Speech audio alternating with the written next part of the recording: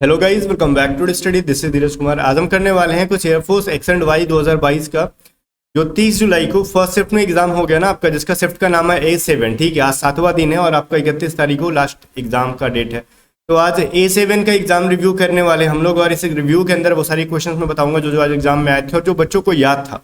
और भेजने वाले एक मात्र बच्चे हैं अभिषेक गंगवार, और बाकी सेकंड शिफ्ट में जिसका पेपर होता है क्वेश्चन भेज दिया करो। व्हाट्सअप नंबर तो ऑलरेडी दे रखा हमने 7279047787 पे। ठीक है, तो इस नंबर पे व्हाट्सअप कर दिया करो। बच्चे ने टेलीग्राम ग्रुप में भेजा था। चलो देखते हैं क्या क्या क्वेश्चंस आए हुए थे और क्वेश्चंस क्या आए थे। इसके अलावा एक चीज़ और हम जानना चाहेंगे कि आप सारे 12th पास बच्चे हो। ठीक है, मेरे वीडियो को जितने भी लोग देखते हैं वो सारे 12th रिसेंटली पास होके आए हुए हैं। ठीक है, और उनका भी बड़ा बड़ा सपना होता है, हम नीट एग्जाम की तैयारी करेंगे, जेई एग्जाम की तैयारी करेंगे। और तो लो भाई, सपना पूरा करने के लिए आकाश बायजूस की तरफ से एक ऑफर है आपके लिए। पता है क्या कि जितने भी लोग नीट जेई 2023 कोर्स के लिए तैयारी करना चाहते हैं 12th पास बैचेज के लिए, उन सबको 50% का स्कॉलरशिप मिलेगा। कैसे? तो ज़्यादा मेहनत नहीं है, बस एक काम करना है। डिस्क्रिप्शन में मैंने जो लिंक दे रखा आपको, उस लिंक पे जाओ, डिस्क्रिप्शन खोलो, लिंक आएगा वो टॉप में, आपको उस लिंक को ओपन करोगे तो ये साइट पे आ जाओगे। अब यहाँ पे आके आपको फ्री में एक रजिस्ट्रेशन कर लेना है और टेस्ट देना है, और कोई पैसा नहीं लगेगा इसके लिए। आपको रजिस्ट्रेशन करने के लिए सबसे पहले यहाँ पे एक मोबाइल नंबर अपना डाल लेना है जो यूज़ करते हो, उस पर गेट OTP पे टच कर लोगे। ठीक है, आपका फ़ोन पे एक OTP आ जाएगा। OTP आने के बाद OTP को वेरीफाई कर लोगे। ठीक है, और वेरीफाई करने के बाद आपका सारा डिटेल मांग लेंगे वो लोग, जैसे कि नाम क्या होता है, ईमेल आईडी क्या होता है, कोर्सेज किस एग्जाम की तैयारी कर रहे हो, और भी चीज़ें। ठीक है, एड्रेस वगैरह जो भी होगा, क्योंकि जो पढ़ा रहे तो प्लीज़ लेंगे ही आपसे नाम वगैरह। ठीक है, उसके बाद आप रजिस्ट्रेशन कर लोगे वहाँ पे। रजिस्ट्रेशन करने के बाद क्या होगा गाइज, आपको एक टेस्ट देना है, और टेस्ट आपका ऑनलाइन ही हो जाएगा। जैसे हम लोग ऑनलाइन एग्जाम की तैयारी करते हैं, टेस्ट ऑनलाइन दे लो, अपने फ़ोन पे भी दे सकते हो आप लोग। तो टेस्ट दोगे और फाइनल जब टेस्ट दे दोगे तो फिर आपका रिजल्ट भी शो हो जाएगा वहाँ पे कि आप मतलब टेस्ट में पास हुए कि नहीं। टेस्ट में पास हो जाते हो तो ऑब्वियसली वहाँ पे लिखा जाएगा कॉन्ग्रेचुलेशंस, आप टेस्ट में पास हो गए हैं और आप 50% स्कॉलरशिप के लिए एलिजिबल हैं। और आपको वहाँ पे अपना जो है ना सेंटर चूज कर सकते हो, मतलब नियरेस्ट जो है।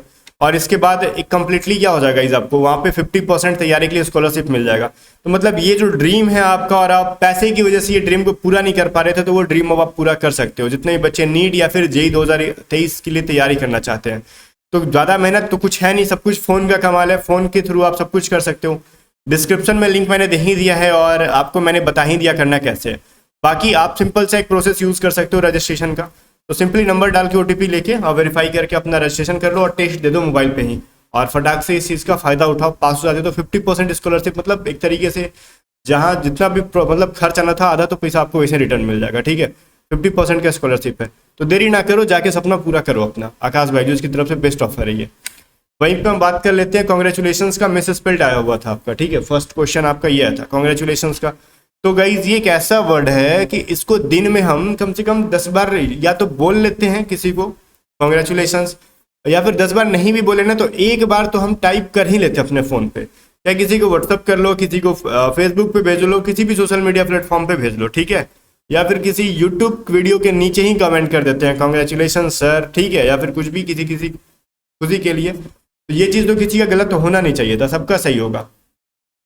वहीं पे हम एक चीज़ है, एनओआई का जो है नाउन पूछा गया था। तो एनओआई का नाउन तो बहुत ही आसान था, एनोएंस था।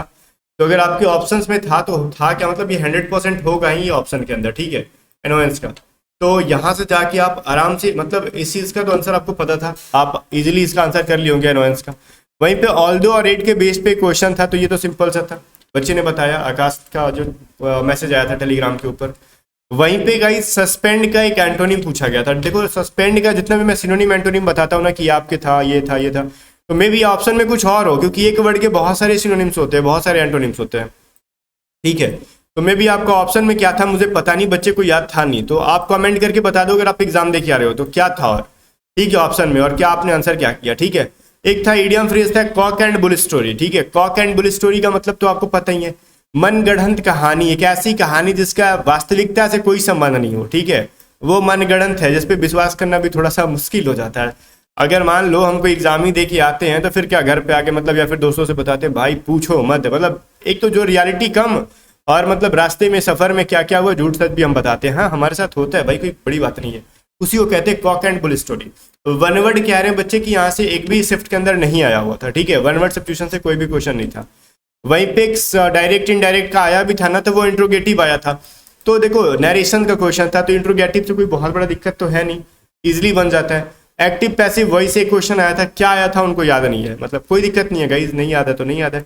एक सरफेस टेंशन का ना आपका डायमेंशन पूछा हुआ था, मतलब पृष्ठीय तनाव जिसको हम लोग हिंदी में जानते हैं, तो उसका इंग्लिश में उन्होंने लिखा सरफेस टेंशन। इसका एक विमीय सूत्र पूछा गया था, विमीय सूत्र पढ़े हो ना, सरफेस डायमेंशन फार्मूला, ठीक है। तो हो जाता है m1t-2, तो ये अगर आपने किया होगा तो आपका सही है। ये एक्स ग्रुप के फिजिक्स के अंदर आया हुआ था, ठीक है, फिजिक्स के अंदर आया हुआ था, तो ठीक है। तो ये इंग्लिश का था, ये एक्स ग्रुप के फिजिक्स का था। वहीं से ट्राइगोनोमेट्री से एक भी क्वेश्चन नहीं थे गाइस, ट्राइगोनोमेट्री से एक भी क्वेश्चन दिया ही नहीं गया था। और वहीं पे ब्लड रिलेशन से कह लें तो एक क्वेश्चन आया था, वो भी टाइम टेकन आया था, ठीक है। ब्लड रिलेशन से टाइम टेकन कैसा था, मतलब वो ज़्यादा घुमाया गया था थोड़ा सा, मतलब कुछ क्वेश्चन होते हैं ना जिनको पेन बिना उठाए हम लोग बना ले, तो इन बच्चे ने कहा कि थोड़ा सा मतलब ये आकाश का नहीं किसी और का सेंड किया हुआ है कि ब्लड रिलेशन का जो सर क्वेश्चन था वो एग्जैक्टली याद तो नहीं आया, बट बहुत ज़्यादा घुमा के पूछा गया था। तो जिसका भी 31 को एग्जाम है, तो एक चीज़ मैं कहूँगा कि आप थोड़ा सा हर चीज़ों को ना इजी वे में ना देखा करो, मतलब ऐसा नहीं कि हम ये चीज़ कर लेंगे, इजी पढ़ लेंगे, थोड़ा सा कॉम्प्लिकेटेड क्वेश्चन भी बना के जाना, ताकि वहाँ पे आदत हो जाए, हम ना इजी टू यूज़ हो जाते हैं।